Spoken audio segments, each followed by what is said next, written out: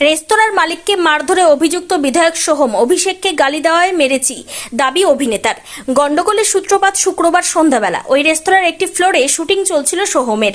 সেই সময় শুটিং ইউনিটের গাড়ি রাখা নিয়ে সোহমের নিরাপত্তা রক্ষীদের সঙ্গে বচসা শুরু হয় আনিসুলের। নিউটাউনের একটি রেস্তোরাঁর মালিককে মারধর করার অভিযোগ উঠল অভিনেতা তথা চণ্ডীপুরের তৃণমূল বিধায়ক সোহম চক্রবর্তীর বিরুদ্ধে। অভিযোগ, ওই রেস্তোরাঁর মালিককে চড় ঘুষি লাথি মেরেছেন অভিনেতা। দেওয়া হয়েছে রেস্তোরাঁ বন্ধ করার হুমকিও।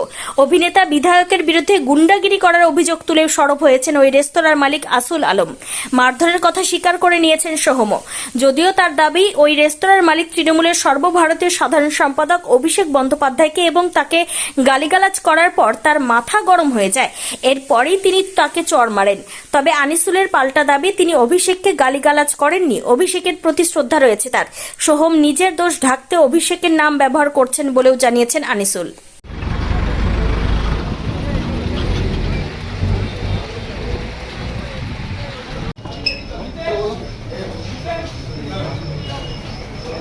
কথা হয়েছে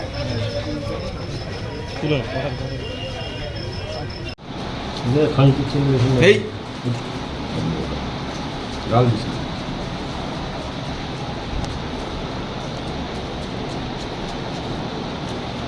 লাত মেরেছে তো এইখানে কিভাবে কেটে গেছে, জামা ছিঁড়ে দিয়েছে, লাত মেরেছে। দেখি সারা জামা ছিঁড়লো কোন সাইডটা? এই তো বোতাম উপরে তো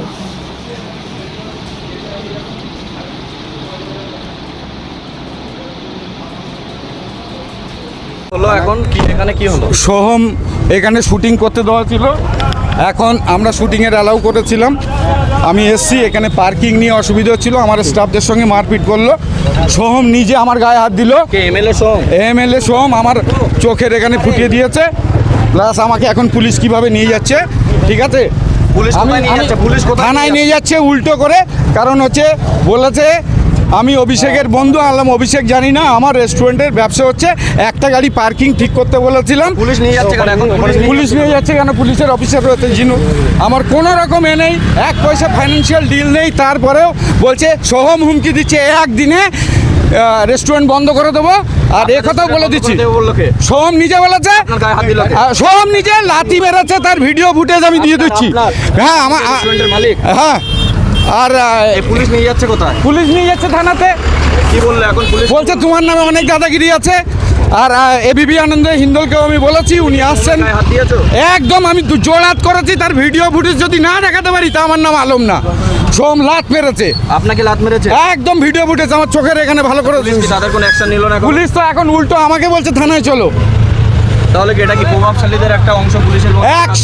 100 বার সোহমের দাদাগিরি, 100 বার আমাকে মেরেছে।